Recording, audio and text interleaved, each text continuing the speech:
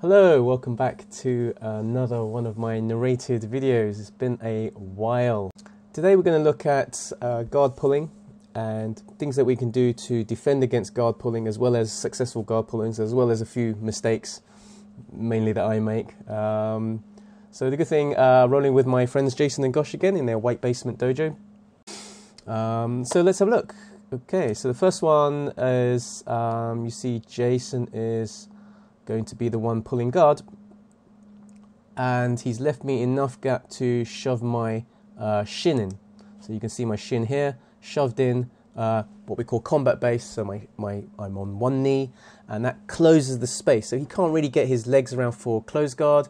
And if I've done a proper combat base, he can't get the De La Riva guard. So he's left with just a collar grip, which means I'm quite comfortable, and then I progress to passing the guard. So that's a fairly good way to deal with a guard pull that you expect and you see coming, and you can sort of deal with it then. Next one we're going to look at is, this time Jason successfully pulls guard, and what I do is I reach in underneath. It's not, so I'm aware of the triangle.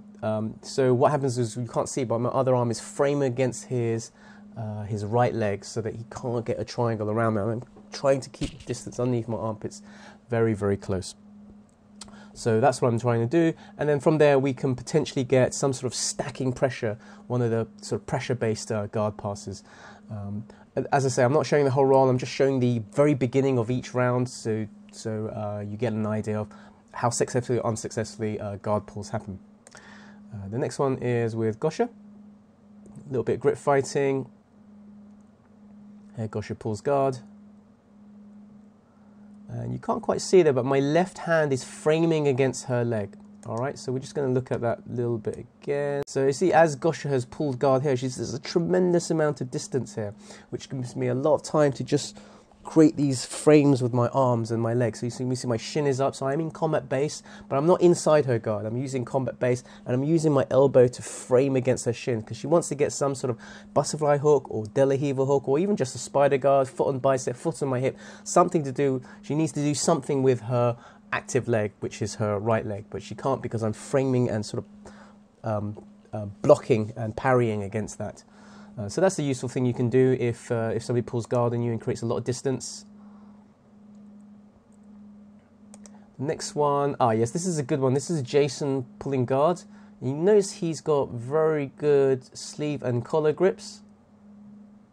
With the strong sleeve and collar, he puts a foot on my hip and just successfully brings me down, and then he gets a really nice De La Riva hook here. So that's a successful guard pull. He's got what he wanted. He wanted the De La Riva guard, and he continues to have a very strong grip on my collar, which sort of pulls me down. I constantly feel that pulling down. So you create that tension. So he can time his guard pull. So that's if you contrast it to the first guard pull, that was a much better guard pull from him.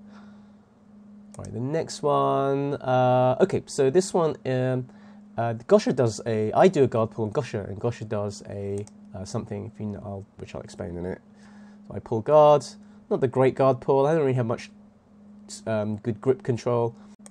Here, she's holding my legs here. So she's got pant grip here, and she's gripping around my shin here, which does a really good job of controlling what I want to do with my legs in terms of creating a De La Riva hook or a butterfly hook or foot on the hip. Anything I want to do, she's just sort of gently parrying and nudging and sort of not letting me settle. So that's the nice thing. Again, she's creating distance. Look how far her hips are away.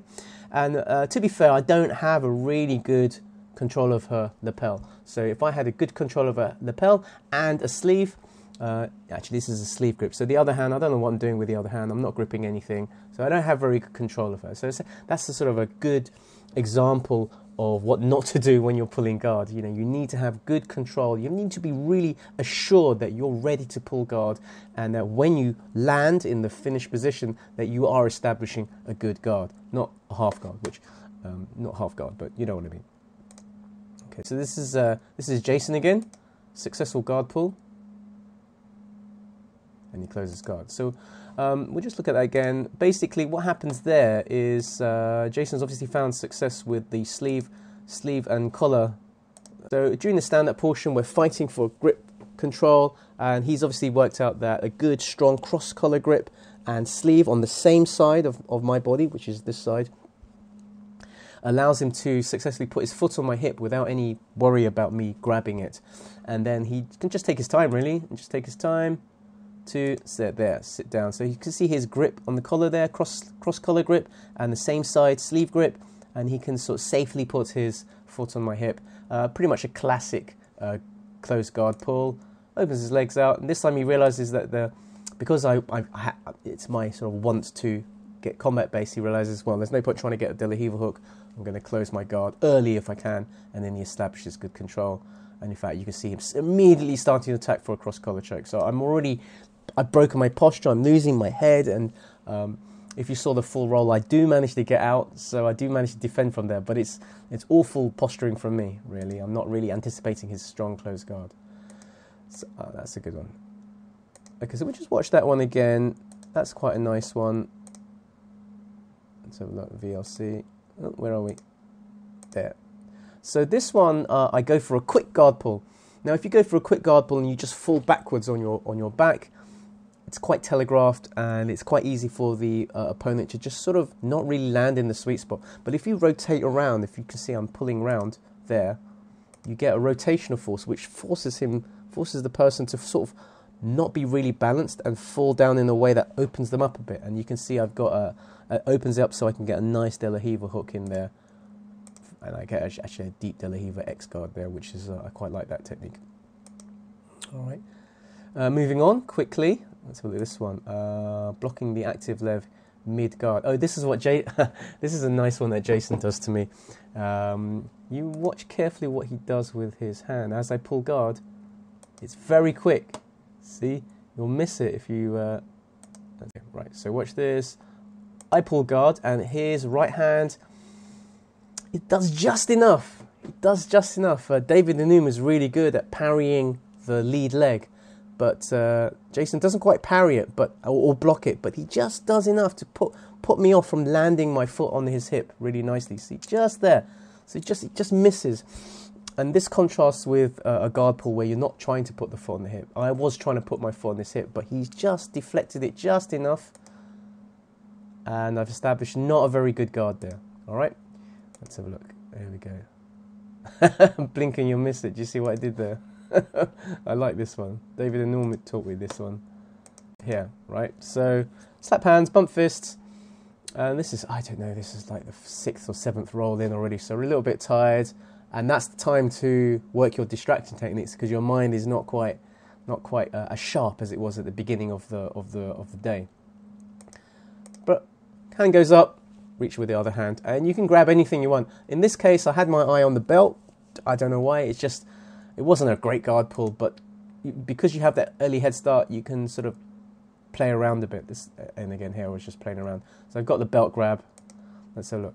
Obtaining a grip. Okay, so this is kind of a judo thing. I don't do judo, but I do know that when you grip the collar and do 1 potato, 2 potato, the person with the higher grip on the collar than the other person, say he's gripping you here, then I have to be above that grip. Because if you're above that grip, you can kind of lean your weight on them. So their grip becomes diminished. So you can say I do this on Jason. So he grips me first there, and I over grip so that I can kind of put pressure on his arm, which diminishes the strength that he has on breaking my posture. There you go. And with that, I feel confident that I can pull guard there. And play my usual De La Riva guard. Next round, let's have a look. Yes, this is where I sit on my bum. It's like more of a no-gi thing where people just sit on their bum and play leg locks. I wanted to do it in the gi. Now, in IBJJF rules, you have to maintain contact throughout the whole duration of the sit. And I think I just about get away with it here. Let's have a look. Yeah. Ooh, I don't know. It's dodgy. I get my butterfly hooks, and from there I can get an attempted sweep, which unbalances her. It doesn't matter. She tries to pressure me, and I get my single leg X, working around for a basic ankle lock. So this is the bonus one. We're at the end now. This is a bonus one. There were quite a few dud guard pulls from my end, and I've singled out the worst of them, which is this one. I basically, I don't know what I'm doing. I just, very lazy. I don't have control of my opponent. And I think the point I'm trying to make is, as you'll see is this illustration. I'll just play the whole thing in a minute. Got to have good grips. Got to have control of your opponent. You can't just pull them down in a linear fashion. You really have to direct where they're going so they land in an unbalanced way and you land in a controlled way. You really need something to do with your legs, so either foot on the hip, or there's a De La Riva hook, or a butterfly hook, or something. Foot on the chest, foot on the shoulder, bicep, spider guard, something. You need to do something with your limbs so that you are attacking straight away with your guard. Let's have a look at this one. Here we go, a little bit grip fighting. I just sit down and, oh gosh, there's already advancing position and I just have that awful, we'll go back to the beginning. I have that awful guard pull, which doesn't really do anything. So luckily I'm not showing you the whole rolls. Anyway, that's it really. I just wanted to show 8 or 9 guard pulls from our evening's sparring rounds.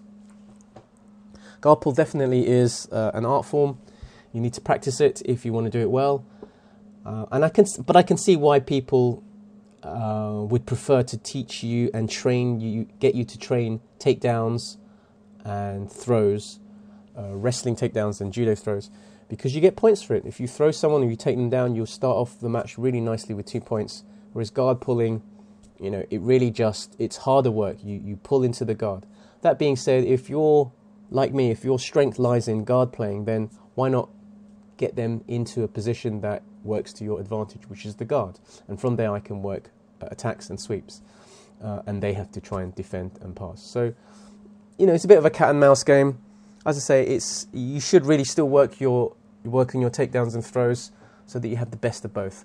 But hopefully I also showed things that you can do if somebody pulls guard on you, the little things that you can do to just take away the edge so they don't have really great control over what they want to do on you.